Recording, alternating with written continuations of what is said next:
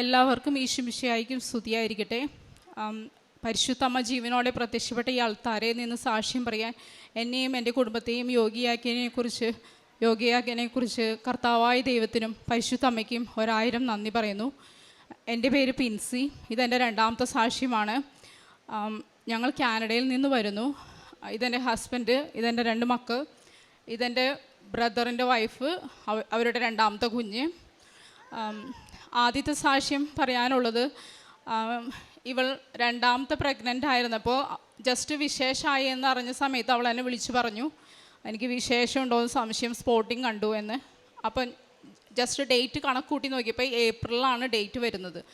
അപ്പം ഞാൻ അപ്പം തന്നെ മനസ്സിൽ വിചാരിച്ചു, എനിക്ക് പരിശുദ്ധ അമ്മ എൻ്റെ ഉടമ്പടി അംഗീകരിക്കുകയും ഇവരുടെ വിശ്വാസവും എൻ്റെ കുടുംബത്തിൻ്റെ വിശ്വാസവും വർദ്ധിപ്പിക്കാൻ വേണ്ടിയിട്ട് ഈ കുഞ്ഞ് ജനിക്കുകയാണെങ്കിൽ അത് മാർച്ച് 24 25, കാരണം 24 ഗബ്രിയേൽ മാലാഖയുടെ ദിവസമാണ്, 25 പരിശുദ്ധ അമ്മയുടെ മംഗളവാർത്ത ദിവസമാണ്. അങ്ങനെയാണ് ഞാൻ തുടക്കത്തിൽ പ്രാർത്ഥിച്ചുകൊണ്ടിരുന്നത്. അതിന് വേറൊരു കാരണം കൂടിയുണ്ട്. എൻ്റെ അനിയനും ഇവളും ഒരു പ്രാവശ്യം എന്നോട് ചോദിച്ചു, കൃപാസനത്തിൽ മാതാവ് പ്രത്യക്ഷപ്പെട്ടത് ചേച്ചി കണ്ടിട്ടുണ്ടോ എന്ന്. അപ്പം ഞാൻ പറഞ്ഞു, ഞാൻ കണ്ടിട്ടില്ല, ജോസഫ് അച്ഛൻ കണ്ടിട്ടുണ്ട്, പക്ഷേ അടയാളങ്ങളുടെയും അത്ഭുതങ്ങളുടെയും എനിക്കത് വെളിപ്പെടുത്തി തന്നിട്ടുണ്ട് എന്ന് ഞാൻ പറഞ്ഞു. അപ്പം ഞാൻ കൂടുതൽ പ്രാർത്ഥിച്ചു തീഷ്ണതയോടെ ഇവരുടെ വിശ്വാസം വർദ്ധിപ്പിക്കാൻ വേണ്ടി. അപ്പം ഞാൻ ഇവളോട് ആ ഡേറ്റ് പറഞ്ഞിട്ടുണ്ടായിരുന്നു, 24 25, മാർച്ച് 24 25, അങ്ങനെയാണ് പ്രാർത്ഥിച്ചുകൊണ്ടിരുന്നത്. അങ്ങനെ മാർച്ച് ആദ്യത്തെ ആഴ്ച രണ്ടാമത്തെ ആഴ്ച ആയപ്പോൾ ഇവൾക്ക് പ്രഗ്നൻസി സമയത്ത് ഇവൾക്ക് ഒത്തിരി കോംപ്ലിക്കേഷൻസ് ഉണ്ടായിരുന്നു. ബ്ലഡ് ഷുഗറിൻ്റെ കുഴപ്പവും പിന്നെ കുഞ്ഞിന് കിഡ്നിയിൽ നീർവീക്കം, അങ്ങനെ ബുദ്ധിമുട്ടുകൾ ഒത്തിരി ഉണ്ടായിരുന്നു. ഒത്തിരി പ്രാർത്ഥനയോട് കൂടി ജനിച്ച കുഞ്ഞാണിത്, കാരണം ഒത്തിരി ബുദ്ധിമുട്ടുകളുണ്ടായിരുന്നു. അപ്പം ഞാൻ എപ്പോഴും പ്രാർത്ഥിക്കും ഇവരുടെ വിശ്വാസം വർദ്ധിപ്പിക്കാൻ വേണ്ടിയിട്ട്. മാർച്ച് 24 25 അങ്ങനെ ഇരിക്കാതെ ഡോക്ടർ അൾട്രാസൗണ്ടൊക്കെ കഴിഞ്ഞ് എല്ലാവർക്കും കൊടുക്കുമ്പോൾ ഡേറ്റ് കൊടുത്തു. ഏപ്രിൽ 9 ആയിരുന്നു ഡേറ്റ്. അപ്പോഴും ഞാൻ വിശ്വസിച്ച് പ്രാർത്ഥിച്ചു, ഇവളോടും പറഞ്ഞുകൊണ്ടിരുന്നു. അങ്ങനെ മാർച്ച് പാതിയൊക്കെ ആയപ്പോൾ അൾട്രാസൗണ്ട് ചെയ്തപ്പോൾ അവർ പറഞ്ഞു, ഇത് നോർമലിന് സാധ്യതയില്ല, കാരണം കൊച്ച് 4.5 കിലോ ഉണ്ട്, രണ്ടാമത്തെ പ്രഗ്നൻസി ആണെങ്കിലും നോർമലിന് സാധ്യതയില്ല എന്ന് കാനഡയിലെ ഡോക്ടേഴ്സ് പറഞ്ഞു. അപ്പം ഞാൻ ഇവളോട് പറഞ്ഞു, നീ ഡോക്ടേഴ്സ് പറയുന്നതല്ല വിശ്വസിക്കേണ്ടത്, ഈ ഭൂമിയുടെയും ആകാശത്തിൻ്റെയും സൃഷ്ടാവായ ദൈവമാണ് നമുക്ക് വൈദ്യനെ തരുന്നത് എന്ന് ബൈബിളിൽ പറഞ്ഞേക്കണേ, അതുകൊണ്ട് നീ അത് വിശ്വസിച്ച് പ്രാർത്ഥിക്കുക എന്ന് പറഞ്ഞു. അങ്ങനെ മാർച്ച് രണ്ടാമത്തെ ആഴ്ചയ്ക്ക് ആയപ്പോൾ ഞങ്ങൾക്കിടെ വേറൊരു കസിന് മക്കളില്ലാതെ ഇവിടെ ഉടമ്പടി എടുത്ത് മക്കളുണ്ടായി.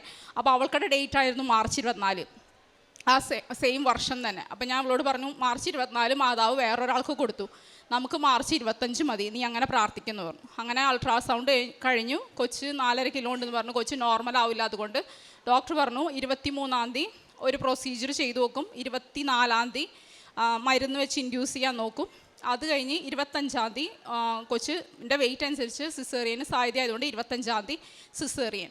അപ്പോൾ ഇവൾക്കുടെ വിശ്വാസം പിന്നെയും പോയി, കാരണം സിസേറിയനാണ് 25-ാം തീയതി പറഞ്ഞേക്കുന്നത്, മാർച്ച് 25. ഞങ്ങൾ ഡേറ്റ് ഇട്ട് പ്രാർത്ഥിച്ച ദിവസം സിസേറിയൻ പറഞ്ഞു.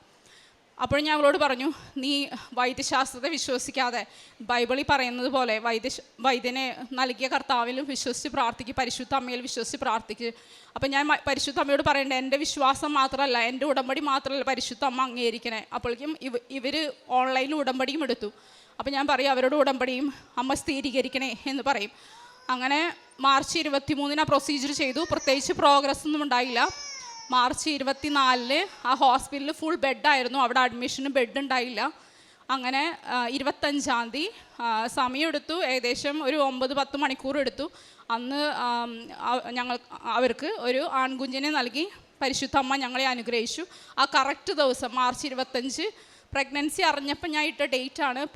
ഡോക്ടേഴ്സ് തന്ന ഡേറ്റ് ഏപ്രിൽ 9 ആയിരുന്നു, പക്ഷേ പരിശുദ്ധ അമ്മേൻ്റെ ഉടമ്പടി അംഗീകരിക്കുകയും അവരുടെ വിശ്വാസം വർദ്ധിപ്പിക്കുകയും അങ്ങനെ ഈ അൾത്താരയിൽ ജീവനോടെ പരിശുദ്ധ അമ്മ പ്രത്യക്ഷപ്പെട്ടുവെന്ന് പരിശുദ്ധ അമ്മ അവരുടെ കുടുംബത്തിനും വെളിപ്പെടുത്തി കൊടുത്തു. അങ്ങനെ മാർച്ച് 25 കുഞ്ഞ് ജനിച്ചു. അപ്പോൾ വൈകുന്നേരം 7 മണി, ഞാൻ ജോലിയിലായിരുന്നു. അപ്പോൾ വൈകുന്നേരം 7 മണി 6:30 ആയപ്പോൾ എൻ്റെ 7 മണിക്ക് എൻ്റെ ജോലി തീരും. അപ്പോൾ എൻ്റെ ഡേ ഷിഫ്റ്റ് ആയിരുന്നു. അപ്പോൾ ഞാൻ 6:30 ആയപ്പോൾ ഒരു പേഷ്യൻ്റെ അടുത്തേക്ക് ജസ്റ്റ് പ്രാർത്ഥിച്ച് ഞാൻ നടക്കുകയാണ്, ഒരു കൃപാസന പത്രത്തോട്. പരിശുദ്ധ അമ്മയോട് പറഞ്ഞു, ഈ പത്രം എനിക്ക് ഏതെങ്കിലും ഒരു റൂമിൽ പരിശുദ്ധ അമ്മേനെ പറ്റി പറഞ്ഞു കൊടുക്കാൻ സാധിക്കുമെങ്കിൽ ഞാൻ വിശ്വസിക്കും ഇന്ന് അവർക്ക് നോർമൽ ഡെലിവറി ആവുന്നു. കാരണം ഇവർ ഓൾറെഡി അഡ്മിറ്റായിട്ട് മണിക്കൂറുകളായി ഒന്നും നടന്നിട്ടില്ല. അങ്ങനെ ഞാൻ കയറി ചെല്ലുന്ന മുറിയിൽ പരിശുദ്ധ അമ്മേനെ പറ്റി, ഇവിടുത്തെ കൃപാസനത്തെ പറ്റിയൊക്കെ പറഞ്ഞു, ഈശോയിലുള്ള കൂടുതൽ വിശ്വാസം പറഞ്ഞു. അപ്പോൾ അവരെന്നോട് പറഞ്ഞു, ദൈവത്തിലുള്ള ഇവിടെയുള്ളവരല്ല, കാനഡയിലുള്ള ഒരു അമ്മച്ചിയാണ്. അവർ പറഞ്ഞു, ദൈവത്തിലുള്ള വിശ്വാസം കൊണ്ടൊന്ന് മാത്രമാണ് മോളെ ഞാൻ ഈ ഹോസ്പിറ്റലിൽ കിടക്കുന്നത്. ഇവരെന്നോട് വലിയ ഹോസ്പിറ്റലിൽ പോകാൻ പറഞ്ഞാണ്. അവർക്ക് ക്യാൻസർ ആയിരുന്നു, ലങ്സിൽ ക്യാൻസർ ആയിരുന്നു. അത് എല്ലായിടത്തേക്കും സ്പ്രെഡ് ചെയ്തു എന്ന് പറഞ്ഞ് അവരെ അഡ്മിറ്റ് ആക്കിയായിരുന്നു. ഞാൻ പരിശുദ്ധ അമ്മേനെ പറ്റിയും ഈശോനെ പറ്റിയും വിശ്വാസത്തെ പറ്റിയൊക്കെ പറഞ്ഞ് ഞാൻ ഇറങ്ങി. അപ്പോൾ എൻ്റെ കയ്യിൽ നിന്ന് പത്രം അവർക്ക് കൊടുക്കാൻ പറ്റിയപ്പോൾ എനിക്ക് ഉറപ്പായി ഇത് നോർമലാവുന്നു. അപ്പോൾ എൻ്റെ കൂടെ ജോലി ചെയ്യുന്നവരോട് ഞാൻ ഈ കാര്യമെല്ലാം പറഞ്ഞിട്ടുണ്ടായിരുന്നു, ഞാൻ ഡേറ്റ് ഇട്ട് പ്രാർത്ഥിക്കാമെന്നും.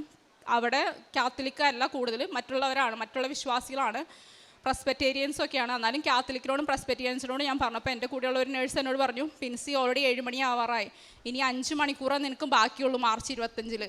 ഞാൻ പറഞ്ഞു, ദൈവത്തിന് ഒരു നിമിഷം മതിയല്ലോ എന്ന് പറഞ്ഞു. അങ്ങനെ അന്ന് കുഞ്ഞ് ജനിച്ചു. അതോടൊപ്പം തന്നെ ഞാൻ പോയി പരിശുദ്ധ അമ്മേനെ പറ്റിയും വിശ്വാസത്തെ പറ്റിയും കർത്താവിനെ പറ്റിയൊക്കെ പറഞ്ഞ ആ അമ്മച്ചി മെറ്റാസ്റ്റാസ് എന്ന് വെച്ചാൽ ശരീരം മൊത്തം സ്പ്രെഡായി എന്ന് പറഞ്ഞ ക്യാൻസറാണ്. അവർ ഒരാഴ്ചത്തേക്കുള്ളിൽ നടന്ന് വീട്ടിൽ പോയി. അവരെ ഈ അടുത്ത് കിടക്കും കൂടി ഞാൻ ജോലിക്ക് കണ്ടായിരുന്നു. അവർ വളരെ ഭേദമായിട്ട്, അതായത് ക്യാൻസർ സ്പ്രെഡ് ചെയ്തു, അധികം നാളില്ല എന്നൊക്കെ പറഞ്ഞ് സ്കാൻ ചെയ്തപ്പോൾ സ്പ്രെഡ് ചെയ്ത ക്യാൻസർ വളരെ ചുരുങ്ങി എന്ന് പോലും കണ്ടു. അവരെന്നോട് കുറച്ച് ദിവസം കഴിഞ്ഞപ്പോൾ പറഞ്ഞു, ആ ഒരാഴ്ചയ്ക്കുള്ളിൽ അവരെന്നോട് പറഞ്ഞു, നീ അറിഞ്ഞോ ഞാൻ വീട്ടിൽ പോവാണ്, നിൻ്റെ പ്രാർത്ഥനയും എൻ്റെ പ്രാർത്ഥനയും ചേർത്ത് എന്ന്. അങ്ങനെ പരിശുദ്ധ അമ്മ ഒരു നിയോഗത്തിലൂടെ 2 കാര്യം എനിക്ക് സാധിച്ചു തന്നു. പിന്നെ രണ്ടാമത്തെ കാര്യം, എൻ്റെ ഈ കുഞ്ഞിന് സീഷർ വരുമായിരുന്നു. അതുകൊണ്ടാണ് ഞാൻ ജനുവരി 23, 2023 ഇവിടെ വന്ന് ഉടമ്പടി എടുക്കാൻ കാരണം. ഞാൻ ഓൾറെഡി അതിൻ്റെ കാര്യം സാക്ഷ്യം പറഞ്ഞതാണ്. അപ്പോൾ ആഴ്ചയിൽ 5-6 പ്രാവശ്യം സീഷർ വരുമായിരുന്നു. ഇപ്പോൾ അവൾക്കടെ സീഷർ ഒത്തിരി ഭേദപ്പെട്ടു, സീഷർ പൂർണ്ണമായും സുഖപ്പെട്ടുകൊണ്ടിരിക്കുന്നു. അതിനും പരിശുദ്ധ അമ്മയ്ക്ക് ഒത്തിരി നന്ദി പറയുന്നു. അതുപോലെ തന്നെ ഇവൾക്കടെ മരുന്ന് നിർത്താൻ വേണ്ടി ഞങ്ങൾ ഡോക്ടേഴ്സിനോട് പറഞ്ഞിട്ട് അവർ എന്ത് ചെയ്ത് നിർത്തില്ലായിരുന്നു. അപ്പോൾ ഇവിടെ രാജഗിരി കാണിച്ചപ്പോൾ എനിക്കൊന്നും ചെയ്യാനില്ല എന്ന് രാജഗിരിയിലെ പീഡിയാട്രിക് ന്യൂറോ ഡോക്ടർ പറഞ്ഞു. ആ ഡോക്ടറിന് കഴിവുകേട് കൊണ്ടല്ല, ഇവൾക്ക് അത്രയും മൂർച്ഛിച്ചിരിക്കുമായിരുന്നു. ഞങ്ങളങ്ങനെ കൃപാസനത്തിൽ ഉടമ്പടി എടുത്തപ്പോൾ എല്ലാ സാക്ഷ്യങ്ങളും നമ്മൾ കേൾക്കുമ്പോൾ, ഒരു അനുഗ്രഹം വരുമ്പോൾ വലിയൊരു സഹനം തരുന്നു പറയുന്ന പോലെ ഞങ്ങൾക്ക് സീഷറിൻ്റെ എണ്ണം കൂടുകയാണ് ഉണ്ടായിരുന്നത്. പക്ഷേ പിന്നീട് ഞങ്ങൾ അവിടെ ചെന്നു, ഞങ്ങൾക്ക് അവിടുത്തെ ഡോക്ടേഴ്സിനെയും മരുന്നും എല്ലാം കിട്ടി. അതോടൊപ്പം തന്നെ ഇവൾക്കുടെ സീഷറും കുറഞ്ഞു വന്നിരുന്നു. പിന്നെ അടുത്ത പ്രശ്നം, ഇവൾക്ക് കൊടുക്കുന്നത് ബ്രെയിനിൻ്റെ മരുന്നാണ്. അപ്പോൾ അത് സാധാ പിള്ളേർക്ക് ഒരു മരുന്നൊക്കെയാണ് കൊടുക്കുന്നത്, ഇവൾക്ക് 2 മരുന്ന് കൊടുക്കണ്ടായിരുന്നു. അപ്പോൾ എൻ്റെ അടുത്ത നിയോഗം അത് 2 നേരം. അപ്പോൾ എൻ്റെ അടുത്ത നിയോഗം അത് മരുന്ന് നിർത്തി തരണമെന്നായിരുന്നു. ഡോക്ടേഴ്സിനോട് പറഞ്ഞിട്ട് അവർ അത്ര ശ്രദ്ധിക്കില്ല, കാരണം നമുക്ക് വർഷത്തിൽ 1 പ്രാവശ്യമാണ് പീഡിയാട്രിക് ന്യൂറോയിന് അവിടെ അപ്പോയിൻമെൻറ്റ് കിട്ടുള്ളൂ. ഭയങ്കര ബുദ്ധിമുട്ടാണ് അങ്ങനത്തെ സ്പെഷ്യലിസ്റ്റിനൊക്കെ അപ്പോയിൻമെൻറ്റ് കിട്ടാൻ. അവരോട് വിളിച്ച് പറഞ്ഞാൽ അവർ 2-3 മാസം കഴിഞ്ഞൊക്കെ ആയിരിക്കും നമ്മളെ തിരിച്ച് വിളിക്കുക. എന്തെങ്കിലും എമർജൻസി ഉണ്ടെങ്കിൽ നമ്മളോട് പറയും, നിങ്ങൾക്ക് അടുത്തുള്ള എമർജൻസി പോയി കാണേ എന്ന് പറയും. അപ്പോൾ അങ്ങനെ ഇരിക്കാതെ 2023 അവസാനം ഡിസംബർ 12-ാം തീയതി, എനിക്ക് അന്ന് അറിയില്ലായിരുന്നു, പരിശുദ്ധ അമ്മയുടെ പ്രത്യക്ഷീകരണത്തിൻ്റെ ഒരു ദിവസം കൂടിയായിരുന്നു ഡിസംബർ 12, ക്വാഡലൂപ്പ് മാതാവിൻ്റെ. എനിക്ക് അറിയില്ലായിരുന്നു. അതോടൊപ്പം വിമല പ്രതിഷ്ഠ ഞാൻ ചൊല്ലിക്കൊണ്ടിരിക്കുമായിരുന്നു, അന്ന് തീരുമായിരുന്നു. അപ്പോൾ ഞാൻ പരിശുദ്ധ അമ്മയോട് രാവിലെ എന്നും 5:30 പ്രെയർ ചെല്ലുമ്പോൾ ഞാൻ പറയും, ഇതൊരു നിയോഗമായിട്ട് ഞാൻ പറയുന്നില്ല, അതോടൊപ്പം വേറെ കാര്യങ്ങൾ പറഞ്ഞിട്ട് ഞാൻ പറയും, എൻ്റെ കാര്യം കൂടി സാധിച്ചു തരണേ എന്ന് പറയും. അങ്ങനെ ഇരിക്കാതെ ഇവൾക്ക് കൊടുക്കുന്ന മരുന്നിൻ്റെ പ്രത്യേകത എല്ലാവർക്കും അറിയാം, നഴ്സുമാർക്കൊക്കെ അറിയാം, സീഷറിൻ്റെ മരുന്ന് നമുക്ക് പെട്ടെന്ന് സ്റ്റോപ്പ് ചെയ്യാൻ പറ്റില്ല. അത് ഡോക്ടർ കുറച്ച് കൊണ്ടുവരണം, ഡോസ് ദിവസം കുറച്ച് കൊണ്ടുവരണം.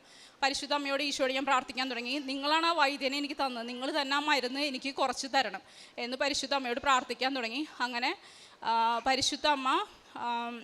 പരിശുദ്ധ അമ്മയും ഈശോയും കൂടി, അത് എനിക്കതിന് അത്ഭുതമായിരുന്നു. ഓരോ ദിവസവും ആ ഡോസ് ഞാൻ മിസ്സാവും. ആദ്യത്തെ ദിവസം ഡോസ് മിസ്സായപ്പോൾ ഞാൻ മാനുഷികമായിട്ട് ചിന്തിച്ചു, അയ്യോ ഇന്നത്തെ ഡോസ് ഞാൻ മിസ്സായല്ലോ, ഇന്നത്തെ ഡോസ് ഉച്ചയായപ്പോൾ കൊടുക്കട്ടെ, ഇത് രാവിലത്തെ ഡോസ്. പിന്നെ ഞാൻ ചിന്തിച്ചു, ഞാൻ പ്രാർത്ഥിച്ച കാര്യമാണ് ഇത് സാധിച്ച് കിട്ടിയിരിക്കുന്നത്. അപ്പോൾ അതുകൊണ്ട് ഞാൻ ഉടമ്പടിയിൽ വിശ്വസിച്ച് പിന്നെ ഞാൻ ആ മരുന്ന് അന്ന് രാവിലത്തെ ഡോസ് കൊടുത്തില്ല. പിന്നെ അങ്ങനെ ഓരോ ഡോസും കുറഞ്ഞ് അവൾക്കടെ മരുന്ന് അങ്ങനെ 3 മാസത്തിനുള്ളിൽ, നമ്മൾ സാധാരണ പറയണ വാക്ക് ഇങ്ങനെയാണ്, ടാപ്പർ ചെയ്ത് മരുന്ന് നിർത്തണം, അതിൻ്റെ ഡോസ് ഇങ്ങനെ കുറച്ച് അതങ്ങനെ പരിശുദ്ധ അമ്മ അതങ്ങനെ മരുന്നിൻ്റെ ഡോസ് നിർത്തി തന്നു. അതാണ് വേറൊരു സാക്ഷി ഞങ്ങളുടെ. പിന്നെ ചെറുതും വലുതുമായിട്ട് ഞങ്ങൾക്ക് ഒത്തിരി അനുഗ്രഹങ്ങൾ കിട്ടിയിട്ടുണ്ട്. എൻ്റെ മോന് 6 വയസ്സ് കഴിഞ്ഞു. അവനെ പ്രാർത്ഥന ജീവിതം ഞങ്ങൾക്ക് വളരെ കുറവായിരുന്നു, കുടുംബ പ്രാർത്ഥന. അപ്പോൾ ഉടമ്പടി എടുത്തത് ഒരു ഉടമ്പടി എടുത്തതിലുള്ള ഒരു നിയോഗമായിട്ടാണ് ബൈബിൾ വായനയും പ്രാർത്ഥനയും കൂദാശ സ്വീകരണവും പള്ളിപ്പോക്കൊക്കെ ഞങ്ങൾ നടത്തിക്കൊണ്ടിരുന്നത്. പക്ഷേ ഓരോ അടയാളങ്ങളിലൂടെ ഈശോയുടെ സ്നേഹം, ഈശോയുടെ സന്തോഷം ഞങ്ങൾ ഓരോന്ന് ചെയ്യുമ്പോൾ ഈശോ പ്രകടിപ്പിക്കാൻ തുടങ്ങി. ഒരു പ്രാവശ്യം ഞങ്ങൾ കുർബാന കഴിഞ്ഞ്, എനിക്ക് ഭയങ്കര പനിയായിരുന്നു, അന്ന് ചൊവ്വാഴ്ച ഞങ്ങൾക്ക് കുർബാന ഉണ്ടായി ഞങ്ങളുടെ അവിടുത്തെ പള്ളിയിലെ കുർബാന കഴിഞ്ഞപ്പോൾ ആകാശത്ത് ഒരു പ്രത്യേക രീതിയിൽ നമ്മൾ ഫോട്ടോയിലൊക്കെ കാണുമ്പോൾ സ്വർഗ്ഗം ഇങ്ങനെ തുറന്നിരിക്കുന്ന പോലെ ഞങ്ങൾക്ക് കാണാൻ പറ്റി.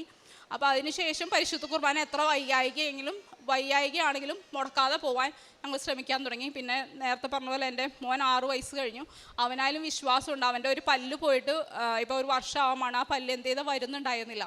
അപ്പോൾ അവനെന്നും ഞങ്ങൾ പ്രാർത്ഥന കഴിയുമ്പോൾ എന്നും എല്ലാ ദിവസവും കുടുംബ പ്രാർത്ഥനയ്ക്ക് ശേഷം ഉടമ്പടി തൈലവും ഉപ്പും മാതാവിൻ്റെ തേനും ഞങ്ങൾ പരട്ടി പ്രാർത്ഥിക്കുമായിരുന്നു. പിന്നെ ഇവൾക്ക് വയ്യാതിരുന്ന സമയത്ത് കുളിക്കണ വെള്ളത്തിലിട്ടും കൊടുക്കുമായിരുന്നു. അപ്പോൾ ഞങ്ങൾ കുടുംബ പ്രാർത്ഥനയും എന്നും ഉപയോഗിക്കുന്നുണ്ടെങ്കിലും ഇവൻ്റെ പല്ല് വരാതെ 1 വർഷത്തോളമായി. അത് പക്ഷെ ഞങ്ങളൊന്നും പ്രത്യേകിച്ച് അതിന് ചെയ്തില്ല. അപ്പോൾ ഞാൻ ഇവനോട് പറഞ്ഞു, നമുക്ക് പല്ല് വരുത്തിയിട്ട് തന്നെ കാര്യം, പല്ലിൻ്റെ അവിടെ നമുക്കെന്നും മാതാവിൻ്റെ ഉപ്പ് തേക്കാം എന്ന് പറഞ്ഞു. അവനും വിശ്വാസമായി. അവൻ അങ്ങനെ മാതാവിൻ്റെ ഉപ്പ് എല്ലാ ദിവസവും മുടക്കാതെ തേക്കും. അങ്ങനെ അതേ ഇപ്പോൾ അവൻ്റെ ഫ്രണ്ടിലെ പല്ല് പാതി വന്നു. അത് മാതാവിൻ്റെ ഒരു വലിയ അത്ഭുതമാണ്. കാരണം 1 മാസത്തിനുള്ളിലാണ് ആ പല്ല് അത്രയും പുറത്ത് വന്നത്. 1 വർഷമായിട്ട് പല്ല് പുറത്ത് വരാതെ. അപ്പോൾ ചിലർ പറഞ്ഞു ഡെൻറ്റിസ്റ്റിൻ്റെ അടുത്ത് പോയി പല്ല് കീറേണ്ട വരും എന്നൊക്കെ പറഞ്ഞിരിക്കുമായിരുന്നു. ഇതൊക്കെയാണ് ഞങ്ങളുടെ ജീവിതത്തിലെ സാക്ഷ്യങ്ങൾ. പിന്നെ വർക്ക് ചെയ്യുന്ന സ്ഥലത്തൊക്കെ വെള്ളക്കാരാണ്. അവരോട് എൻ്റെ വിശ്വാസത്തെ പറ്റി പറയാനും കൃപാസനത്തിലെ കാര്യം പറയാനും, അവർക്ക് പ്രാർത്ഥന ജീവിതം വളരെ കുറവുള്ളവരാണ്. അപ്പോൾ ചിലപ്പോൾ നമ്മുടെ വിശ്വാസം തന്നെ താന്നു പോകുന്ന പോലെ തോന്നും അവരോട് സംസാരിക്കുമേ. അപ്പോൾ പരിശുദ്ധ അമ്മയോട് പറയും, എൻ്റെ വലതുകാരം ചേർത്ത് പിടിച്ച് ഈശോയോട് പറയും, ഈശോയുടെ തിരുരക്തം എൻ്റെ നാവിനെ അഭിഷേകം ചെയ്ത് അവരോട് സംസാരിക്കാൻ എന്നെ സഹായിക്കണേ എന്ന് പറയും. പിന്നെ അതുപോലെ തന്നെ കാരുണ്യ പ്രവർത്തികൾ, ചില സമയത്തൊക്കെ എനിക്ക് കാരുണ്യ പ്രവർത്തികൾ എല്ലാ മാസവും ഒരു തുക അതിന് വേണ്ടി നീക്കി വെച്ച് കാരുണ്യ പ്രവർത്തി ചെയ്യാൻ ദൈവം എന്നെ അനുവദിക്കുന്നുണ്ട്. അതിന് ഒത്തിരി നന്ദി പറയുന്നു. പക്ഷേ ചില മാസങ്ങളിൽ എനിക്ക് തിരക്കൊക്കെ ആകുമ്പോൾ 28, 29 ആകുമ്പോൾ ഞാൻ പരിശുദ്ധ അമ്മയോട് ഈശോയോട് പറയും, ഈശോയ്ക്കും പരിശുദ്ധ അമ്മയ്ക്കും അറിയാം ആർക്കാണ് ഈ മാസം സഹായം വേണ്ടതെന്ന്, നിങ്ങളായിട്ട് എനിക്ക് കാണിച്ചു തരണേ എന്ന് പറയും. അത് എന്നെ തന്നെ അത്ഭുതപ്പെടുത്തിക്കൊണ്ട് എനിക്ക് സ്വപ്നങ്ങളിലൂടെ ഞാൻ അറിയാത്ത കുടുംബത്തെ പോലും പരിശുദ്ധ അമ്മയും ഈശോയും എനിക്ക് കാണിച്ചു തരാറുണ്ട്. അങ്ങനെ കാരുണ്യ പ്രവർത്തികൾ അങ്ങനെ പോകുന്നു. പിന്നെ കൂദാശ സ്വീകരണത്തിനും കുർബാനയ്ക്കും ഞങ്ങളുടെ അവിടെ ഇംഗ്ലീഷ് പള്ളിയാണ്, അതിന് ചെറിയ ബുദ്ധിമുട്ടൊക്കെ ഉണ്ടായിരുന്നു. പക്ഷേ ഉടമ്പടി എടുത്തതിന് ശേഷം ഈശോയും മാതാവും അതും എനിക്ക് വേണ്ടി ഒരുക്കിയതുപോലെ ഇപ്പം ഞങ്ങൾക്ക് നമ്മുടെ ഭാഷയിൽ അവിടെ കുർബാനയുണ്ട്. പിന്നെ അതുപോലെ തന്നെ അവിടെ കാറ്റീസം തുടങ്ങി. അതൊക്കെ ഞങ്ങൾക്ക് വലിയ കാര്യമാണ്. ഞങ്ങൾക്ക് അവിടെ ഒരു ചെറിയ ഇടവകയാണ്, വലിയ പോപ്പുലേഷൻ ഇല്ലാത്ത സ്ഥലത്ത് ഇപ്പോൾ കാറ്റീസം ഉണ്ട്. കാറ്റീസമൊക്കെ വളരെ ഇമ്പോർട്ടൻ്റ് ആയിട്ട് എനിക്ക് തോന്നാറുണ്ട് മക്കളെ വളർത്താൻ വേണ്ടി. ഇപ്പോൾ ഞങ്ങൾക്ക് കാറ്റീസം തുടങ്ങി. അപ്പോൾ അതൊക്കെ ഉടമ്പടി നിയോഗം വെച്ച കാര്യങ്ങളല്ലെങ്കിലും ഉടമ്പടിക്ക് ശേഷം വന്ന് ഞങ്ങൾക്ക് ഒത്തിരി ബ്ലെസ്സിങ് ആണ്. പിന്നെ മാസത്തിൽ 2ൽ കൂടുതൽ മലയാളം കുർബാന കാണാനുള്ള അനുഗ്രഹം, അങ്ങനെ ഒത്തിരി അനുഗ്രഹം കൊണ്ട് ഈശോ ഞങ്ങളെ അനുഗ്രഹിച്ചു. പിന്നെ ഞങ്ങൾക്ക് ഇങ്ങോട്ട് വരാനായിട്ട് ഫ്ലൈറ്റ് ടിക്കറ്റ് കിട്ടുന്നുണ്ടായില്ല. ഞങ്ങൾക്കൊപ്പം കുറച്ച് പേര് ഇപ്പോൾ കാനഡയിൽ നിന്ന് വന്നിട്ടുണ്ട്. എല്ലാവർക്കും ഫ്ലൈറ്റ് ടിക്കറ്റ് കിട്ടിയത് 1800, 1850 മുകളിലാണ്, 2000, 2050. അപ്പോൾ പരിശുദ്ധ അമ്മയോട് ഞാൻ പറഞ്ഞു, ഇതൊരു നിയോഗമായിട്ട് ഞാൻ വെക്കുന്നില്ല, ഈ നിയോഗം വെച്ച് അതിനുവേണ്ടി കൂടുതൽ പ്രാർത്ഥിക്കുന്നതിൽ നല്ലത് പരിശുദ്ധ അമ്മയും ഈശോയും ഈ കാര്യം എനിക്ക് സാധിച്ചു തരണേ എപ്പോഴാണെന്ന് വെച്ചാൽ. ഞാൻ പറഞ്ഞത് ഒരു തുകയുടെ താഴെ വരണമെന്നാണ്. പരിശുദ്ധ അമ്മ ഞാൻ പറഞ്ഞ തുകയിലും $300 കുറച്ചാണ് ഞങ്ങൾക്ക് എല്ലാവർക്കും ഈ പ്രാവശ്യം നാട്ടിൽ വരാൻ ടിക്കറ്റ് എടുത്തത്. അതും ഈ പറഞ്ഞ പോലെ ഞാൻ ജസ്റ്റ് ഒരു വാക്ക് പറഞ്ഞു, അന്ന് രാത്രി തന്നെ പരിശുദ്ധ അമ്മ എടുത്തു തന്നപ്പോൾ എല്ലാ സമയത്തും എൻ്റെ അനുഗ്രഹങ്ങൾ സാധിച്ചു തന്നെയും കൂടുതൽ ഞങ്ങളുടെ കുടുംബത്തിൻ്റെ വിശുദ്ധീകരണവും പിന്നെ നിത്യജീവൻ എന്നൊക്കെ ഞാൻ കേട്ടിട്ടുണ്ട്, പഠിച്ചിട്ടുണ്ട് കാറ്റീസം ക്ലാസ്സിൽ. അതൊക്കെ എന്താ എന്നൊന്നും മനസ്സിലാവുന്നുണ്ടായില്ല. ഇപ്പോൾ ഒത്തിരി ആഴത്തിൽ അതിൻ്റെ അർത്ഥം മനസ്സിലാവണമെങ്കിലും കുറച്ചൊക്കെ മനസ്സിലാക്കാൻ ഉടമ്പടി ധ്യാനത്തിലൂടെയും ഉടമ്പടി പാലിക്കുന്നതിലൂടെയും ഞങ്ങളെയും ഞങ്ങളുടെ കുടുംബത്തിലും ഒത്തിരി മാറ്റങ്ങൾ വരുത്തി. ഇപ്പോൾ പണ്ടൊക്കെ ഈ കർത്താവ്, ഈശോ, വിശ്വാസം എന്നൊക്കെ പറയുമ്പോൾ അത് വാക്കുകളിൽ മാത്രം ഒതുങ്ങിയിരുന്നായിരുന്നു ഞങ്ങളുടെ ജീവിതത്തിലും ഞങ്ങളുടെ കുടുംബത്തിലും. അതിനൊക്കെ ഒത്തിരി വ്യത്യാസം പരിശുദ്ധ അമ്മയും ഈശോയും വരുത്തി. പരിശുദ്ധാത്മാവിൻ്റെ ഒത്തിരി അനുഗ്രഹം ഞങ്ങളുടെ കുടുംബത്തിൽ വരാൻ പരിശുദ്ധ അമ്മയും ഈശോയും അനുഗ്രഹിച്ചു. ഇതിനെല്ലാം വേണ്ടി ഈശോയ്ക്കും പരിശുദ്ധ അമ്മയ്ക്കും 1000 നന്ദി. റോമ 10:9 യേശു കർത്താവാണ് എന്ന അധരം കൊണ്ട് ഏറ്റുപറയുകയും ദൈവം അവനെ മരിച്ചവരിൽ നിന്ന് ഉയർപ്പിച്ചു എന്ന ഹൃദയത്തിൽ വിശ്വസിക്കുകയും ചെയ്താൽ നീ രക്ഷ പ്രാപിക്കും. പിൻസി പാപ്പച്ചൻ എന്ന ഈ സഹോദരി പരിശുദ്ധ കൃപാസന മാതാവിൻ്റെ തിരുനടയിൽ കുടുംബത്തിന് ലഭിച്ച വിവിധ അനുഗ്രഹങ്ങളെ വലിയ സന്തോഷത്തോടുകൂടി സാക്ഷ്യപ്പെടുത്തുകയാണ്. ഈ സാക്ഷ്യത്തിൻ്റെ പ്രത്യേകത ഈ കുടുംബത്തിൻ്റെ, പ്രത്യേകിച്ച് ഈ സഹോദരിയുടെ ആത്മീയ ജീവിതത്തിൽ വന്നിരിക്കുന്ന വളർച്ചയാണ്. കേവലം ഭൗതിക കാര്യങ്ങൾക്ക് വേണ്ടി ദൈവസന്നിധിയിൽ അമ്മ മാതാവിലൂടെ നിയോഗങ്ങൾ സമർപ്പിക്കുക എന്നതിനപ്പുറം ആത്മീയമായി എങ്ങോട്ടാണോ നാം ഓരോരുത്തരും യാത്ര ചെയ്യേണ്ടത്, നിത്യതയെക്കുറിച്ച്, വിശുദ്ധ ബലിയിലുള്ള അർത്ഥപൂർണമായ പങ്കാളിത്തത്തെക്കുറിച്ച്, മറ്റുള്ളവർക്ക് നന്മ ചെയ്തുകൊണ്ടുള്ള കാരുണ്യ പ്രവൃത്തികളുടെ ജീവിതത്തെക്കുറിച്ച്, യേശുവിനെ കൈമാറിക്കൊണ്ട് സുവിശേഷം പങ്കുവയ്ക്കുവാനുള്ള നമ്മുടെ ദൗത്യത്തെക്കുറിച്ച് ഒക്കെ നല്ല ബോധ്യത്തോടും അത് ജീവിതത്തിൽ പ്രാവർത്തികമാക്കിക്കൊണ്ടും ഉടമ്പടി ജീവിക്കുന്ന ഒരു സഹോദരിയുടെ വാക്കുകളാണ് ഈ നിമിഷങ്ങളിൽ നമ്മൾ കേട്ടുകൊണ്ടിരുന്നത്. മകൾ ആദ്യം ഡേറ്റിട്ട് പ്രാർത്ഥിച്ച ഒരു വലിയ അനുഭവത്തെയാണ് സാക്ഷ്യപ്പെടുത്തിയത്. സഹോദരൻ്റെ ഭാര്യ ഗർഭിണിയാണെന്ന് ആദ്യം വിളിച്ച് പറയുമ്പോൾ തന്നെ 2 കാര്യങ്ങളാണ് പ്രത്യേകമായിട്ട് മകൾ പറയുന്നത്. മാർച്ച് 24 അല്ലെങ്കിൽ 25 അന്ന് മാതാവിൻ്റെ സംരക്ഷണയിൽ അന്ന് നിൻ്റെ ഡെലിവറി നടക്കുന്നതിന് വേണ്ടി പ്രാർത്ഥിക്കണമെന്ന്. അത് കാര്യം കൂടി പറയുന്നുണ്ട്. ആദ്യം സഹോദരനും ഭാര്യയും കൃപാസനത്തിലുള്ള മകളുടെ വിശ്വാസത്തെ സംശയത്തോടു കൂടി കണ്ടതിന് ആ കുടുംബം കൂടി വിശ്വാസത്തിലേക്ക് കടന്നു വരുവാൻ വേണ്ടിയാണ് അങ്ങനെ ഒരു ഡേറ്റ് ഇട്ട് പ്രാർത്ഥിച്ചതെന്നുകൂടി മകളുടെ വാക്കുകളിൽ ആവർത്തിക്കുന്നുണ്ട്. പലതരം പ്രതിസന്ധികളിലൂടെ ആ ഗർഭകാലം കടന്നു പോയെങ്കിലും ഓരോ അവസരത്തിലും ഏപ്രിൽ 9 എന്ന തീയതി ഡോക്ടർമാർ നിശ്ചയിച്ചുവെങ്കിലും അത് അവസാന ദിവസങ്ങളിലും അതിലേക്ക് തന്നെ കാര്യങ്ങളൊക്കെ ചെന്നെത്തിയെങ്കിലും വീണ്ടും അതിലൊന്നും എൻ്റെ അമ്മ മാതാവിലുള്ള വിശ്വാസം, ഉടമ്പടിയിലുള്ള എൻ്റെ വിശ്വസ്തമായ ജീവിതം, അത് ദൈവ തിരുസന്നിധിയിൽ നിന്ന് ഞാൻ ആഗ്രഹിച്ച് പ്രാർത്ഥിക്കുന്നത് എൻ്റെ ജീവിതത്തെയും പ്രാർത്ഥനകളെയും അംഗീകരിക്കുന്ന പരിശുദ്ധ അമ്മ എനിക്ക് വേണ്ടി നേടിത്തരുമെന്ന വലിയ പ്രത്യാശയിലാണ് മകൾ ആ ഡേറ്റിട്ട് പ്രാർത്ഥിച്ചത് മുന്നോട്ട് കൊണ്ടുപോയതെന്ന് ആവർത്തിച്ച് സാക്ഷ്യത്തിൽ പങ്കുവയ്ക്കുന്നുണ്ട്. വീണ്ടും മകൾ അത് പറഞ്ഞു വയ്ക്കുന്നുണ്ട്. അവസാനം അത് സിസേറിയനാകും എന്ന അവസ്ഥയെത്തി. അത് വല്ലാതെ സഹോദരിയെ ഷേക്ക് ചെയ്തു. അപ്പോഴും പറഞ്ഞു, വൈദ്യശാസ്ത്രത്തിനപ്പുറം എല്ലാം വൈദ്യന്മാരെ നിയോഗിക്കുന്ന ദൈവത്തിൻ്റെ കരങ്ങളിൽ ഇതിന് മാറ്റമുണ്ടാവും. വീണ്ടും ആ ദിവസം പ്രാർത്ഥിച്ചു കൊണ്ടിരിക്കുമ്പോഴും 25-ാം തീയതിയുടെ അവസാന മണിക്കൂറുകളിലേക്ക് എത്തിയിട്ടും പ്രസവം നടക്കുന്നില്ല എന്നതും അത് മറ്റുള്ളവരുടെ മുമ്പിൽ അത് ഒരു ആശങ്കയ്ക്ക് കാരണമാകുന്നുണ്ട്.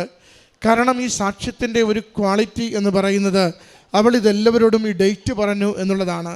നമ്മൾ പോലും പലരും ഒരു ഡേറ്റ് ഇട്ട് പ്രാർത്ഥിക്കുന്നുവെന്ന് പറയുകയും ഒരു ഡേറ്റ് മനസ്സിൽ വരുന്നത് മറ്റാരും അറിയാതെ ഒന്നുകിൽ ഉടമ്പടി പുസ്തകത്തിലോ മറ്റെവിടെയെങ്കിലുമൊക്കെ കുറിച്ചിടാം.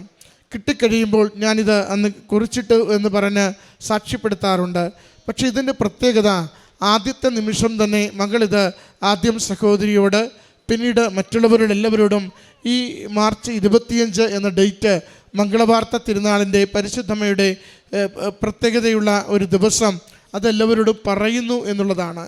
അതുകൊണ്ട് തന്നെയാണ് മകളുടെ പ്രാർത്ഥനയിൽ ആവർത്തിച്ച് പറയുക, ഇതെൻ്റെ ഉടമ്പടിയുടെ നിയോഗം സാധിക്കുന്നതിന് വേണ്ടിയല്ല, മറിച്ച് അമ്മ മാതാവിൻ്റെ പ്രത്യക്ഷീകരണത്തിൻ്റെ അടയാളമാക്കി ഈ അനുഭവം മാറുന്നതിന് വേണ്ടി, മറ്റുള്ളവർ വിശ്വസിക്കുന്നതിന് വേണ്ടി എനിക്ക് ഡേറ്റിൽ തന്നെ എൻ്റെ സഹോദരൻ്റെ ഭാര്യ പ്രസവിക്കുവാനുള്ള സാഹചര്യങ്ങളെ നൽകണമേ എന്ന മകൾ സാക്ഷ്യത്തിൽ അവസാനം പറഞ്ഞു വയ്ക്കുന്നത്.